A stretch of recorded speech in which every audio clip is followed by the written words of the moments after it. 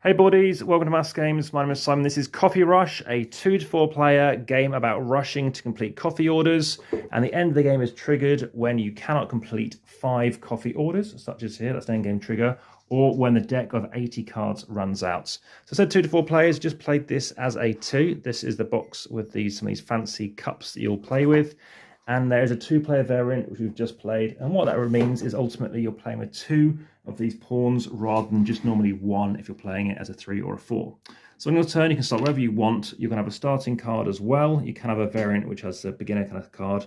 You're trying to complete and get yourself, in this case, tea, water, and steam. I mean, steam is technically vapor if it's visible. But you're going to stay, I don't know, start here, let's say, and move 1, 2, and as you can see, water is very far away. Anything which is a speciality tea is pretty hard to do, but if you can complete it, you'll get yourself a rush token, which allows you to move an extra space. So let's say we had an easier card, maybe something like this.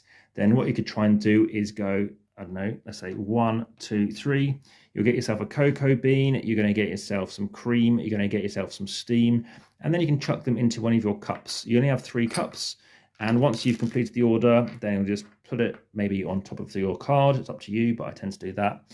And then your opponent or opponents will keep going as well. And they go, if we're going to start, it's going to go first. And then it's their turn to do it. Finish that turn, and that finishes the round. And then you can complete your orders. Now, you might notice there's some other tokens or meeple or whatever you want to call these out as well. You can pass through them, but you cannot end your turn on the same location. So let's say a round is finished, you've now completed a card, you're going to move it over to the left-hand side where you've completed them, and then you're also going to move everything down. So you've still got this 1 card left, let's say, you're going to move it down. But before we do that, you check to see who has completed cards.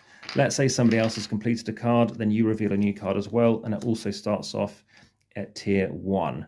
Then what's going to happen is just move these out of the way for the time being. You're going to move everything down 1 position.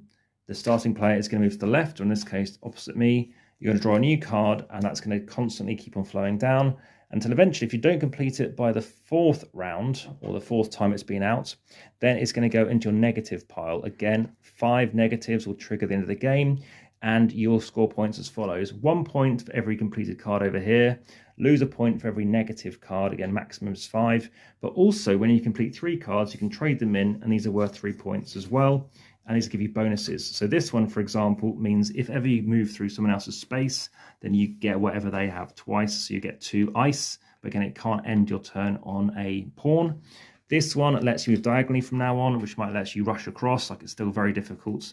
I actually lost a game because of green tea and water being so far apart. Something involving green tea